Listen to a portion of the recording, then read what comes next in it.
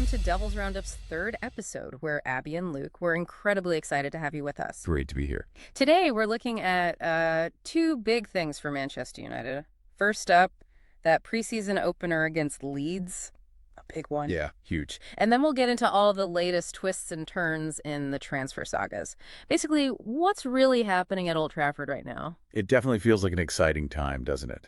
That Leeds match, well, it's not just any old friendly. It's the first proper look at Ruben Amorim's vision for the team. Exactly. It's where we start seeing things happen on the pitch. Couldn't agree more. So let's dive straight into that Saturday showdown then. Preseason friendly, Leeds United. It's this Saturday, July 19th, 2025. Kickoff's at 2 p.m. over at the Strawberry Arena in Stockholm. Right, Stockholm. And for me, the big thing here isn't just, starting preseason. It's Amorim's first real chance to see his ideas taking hold in the squad. What are you most looking out for? Well, I think definitely the new faces. And who might get a debut?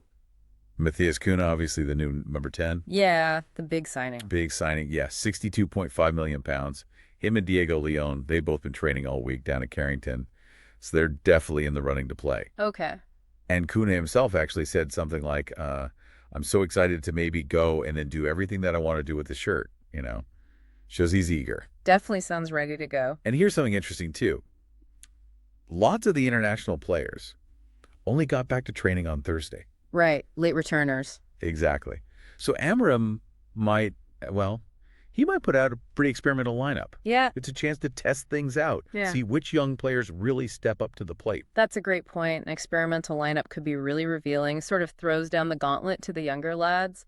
I'm particularly interested in Sekou Kone. There's been a bit of buzz around him. Oh, absolutely. Kone, yeah. Yeah. Defensive midfield. You remember he got called the next Yaya Tour back at the U17 World Cup in 2023? I do, yeah. Big comparison. Huge comparison. Yeah. Well, he's back fit now after his injury. And if he gets some minutes against Leeds, it's a massive opportunity for him. Why so significant, do you think? Well, our midfield, it's been a bit of a concern, hasn't it? Especially, breaking up play, transitioning, Cone. He's got that mix of defensive ability, but also driving forward. He could genuinely offer something different, maybe stake a claim for a first-team spot. Yeah. It's more than just a debut. It could be a potential answer to a problem area. Interesting. And speaking of new looks, it's not just players, is it? It's the kit, too. Yes, the kit. The new Adidas away kit for 25-26, it drops on Wednesday, July 16th. And they'll wear it for the first time against Leeds. Right, the first outing. Yeah, and it's apparently a return to that snowflake pattern from the early 90s, mostly white, bit of faint lilac in there. Oh, the snowflake. I remember that one. Yeah, it feels like a nod to the past, but also, signaling this fresh start under Amorim, ties a new era back a bit. That's a good way of putting it. A kit can definitely carry that kind of weight. And that history thing, it ties right into playing Leeds, doesn't it? Absolutely. The rivalry. Okay, Yeah. maybe we haven't played them loads in the last couple of decades, but it always feels like a big deal. Always. And looking back, the last 5 games against them since 2021, they've been pretty lively. 3 wins for us, 2 draws. We scored 13 goals, only let in 5. And that 5-1 win, August 2021. Bruno's hat trick. Oh, phenomenal match. Just brilliant football. So even though this is a friendly, it still taps into all that history and energy. Definitely does. Okay, so with all that, the history, the new kit, Amorim's first game, what are you thinking for the score prediction against Leeds on Saturday? We'd love to hear what you reckon. Right, let's switch gears now. Let's talk transfers. The squad's definitely changing, Yeah. and there's a lot happening, especially with players potentially heading out. Yeah, and the key thing to grasp here is the strategy behind it all. Amorim is clearly making big changes after finishing 15th last season. That's just not good enough. Not at all. And the reports say 5 first-team players, Rashford, Sancho, Garnacho, Anthony, and Malacia, have either asked to leave or been told, look elsewhere. Wow, 5. But it's how it's being handled. It's interesting. They're training separately, often in the evenings. Yeah, I saw that, to avoid awkward moments with the main squad. Exactly. That tells you a lot. It's Amorim drawing a line, reshaping of the culture. It's about the team, the system, not just individuals. A real signal of intent. It really does underline the massive shift happening. Okay, let's look at some specifics. Jadon Sancho. That's a big one. Juventus have apparently put in an offer. 10 million plus maybe 5 million in add-ons. That's the latest figure. Yeah. Which is, well, it's a lot less than the 25 million United apparently wanted initially. And a drop. Huge drop.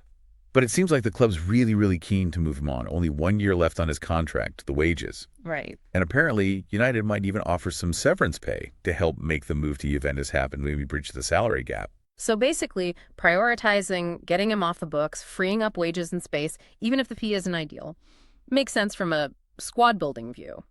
And it ties into FFP too, doesn't it? Financial fair play. Getting players like Sancho off the wage bill is vital. If you want to bring others in and stay within the rules, you have to balance the books. Good point. Okay, then Marcus Rashford, another complex one. He apparently wants Barcelona. Yeah, that's the rumor, but Barcelona have their own financial issues, so that might be tricky. Fenerbahce are also reportedly interested, apparently willing to wait. But it seems clear he's not really in Amorim's plans, even though he wants Champions League football and doesn't fancy London. Seems that way. And you had Teddy Sheringham commenting publicly, too, saying he doesn't think Rashford, well, deserves a Barca move right now. Called the whole thing soul-destroying. Oof. Strong words. Yeah. Juventus are apparently keeping an eye on him, too, so there are options. But it's messy. Definitely messy. And Alejandro Garnacho. He's another one told he can leave. Something about his reaction after the Europa League final. That seems to be the catalyst, yeah. His reaction to being benched. And now clubs like Aston Villa, Chelsea, Spurs are apparently looking at him. He wants to stay in England, it seems. Right. And United will want to sell him for as much as possible. Again, FFP rules. Yeah. Profit on academy players is pure profit. Exactly. Though that 70 million valuation that was floating around before, probably unlikely now. Yeah, probably. And remember that picture he posted wearing Rashford's Villa shirt? That caused a bit of a stir. Oh, yeah. That didn't help things, did it? It really shows how player attitude seems to be a big factor under Amorim now. Okay, so that's the outgoings. What about players coming in, or potentially coming in? We know Cunha and Leon are here already, maybe debuting Saturday. Right, they're in the building. Yeah. But the big news, the really big development, seems to be Bryan Mbeumo. Ah, Mbeumo. From Brentford, what's the latest there? Well, the latest reports are that United have put in a third bid, improved offer, 65 million up front, plus another 5 million add-ons, so 70 million total. Okay. And crucially, that apparently matches Brentford's valuation. So the expectation now is that Brentford will likely accept it. Wow, okay. That's huge. Yeah, and Mbeumo himself is reportedly really keen on the move. Scored 20 Premier League goals last season. You can see why United want him. Definitely. Serious goal threat. And Brentford apparently upped their price after seeing deals like Elanga going for 55 million, Matheus for 52 million. Market inflation, you know. Sure. And this Mbeumo deal, it probably means Brentford will dig their heels in about selling Yoani Wissa too. They won't want to lose both their main attackers. Makes sense. So Mbeumo looks like it could finally be happening. Very exciting. But we still need a proper number 9, right? That's still a priority. Absolutely. And Ollie Watkins' name keeps coming up.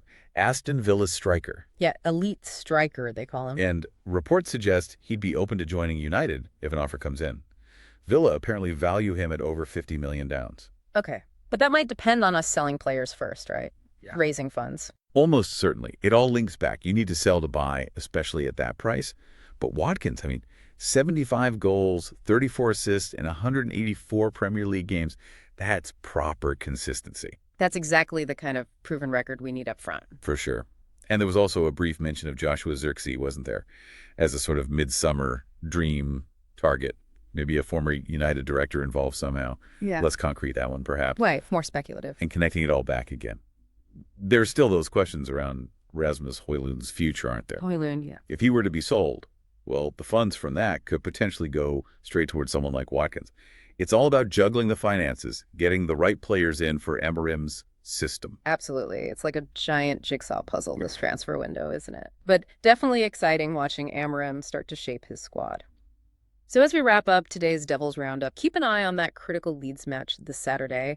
You can feel the excitement building for this new era at Manchester United. Okay, that's it for today, folks. If you liked our show, you can find our show wherever you get your podcasts. Simply search for Devils Roundup on your favorite platform and hit subscribe so you don't miss an episode. You can also find us across all your favorite social media platforms. We're really interested to hear your thoughts and opinions on the show and everything Manchester United. Feel free to leave your comments wherever you find our show or accounts on social media, and let us know what you think. Yeah, definitely.